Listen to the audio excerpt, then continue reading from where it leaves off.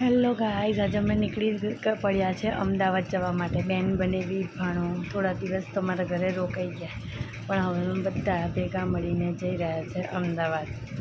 બધા ભેગા મળીને પિયરમાં રહેવાનો અલગ જ હોય છે.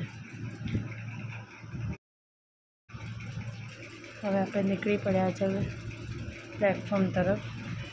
અમારા દિયર પણ અમને મળી જાય છે સ્ટેશન ઉપર. અમારા માયરુબેનને મજા આવી ગઈ અને હવે આપણી ટ્રેન આવી ગઈ છે અને આપણે એમાં બેસી જવાના છે. તો હાલો, સૌથી વધારે ટ્રેનમાં મજા આવે ને તમારા માયરુબેનને ખૂબ ખુશ થઈ જાય.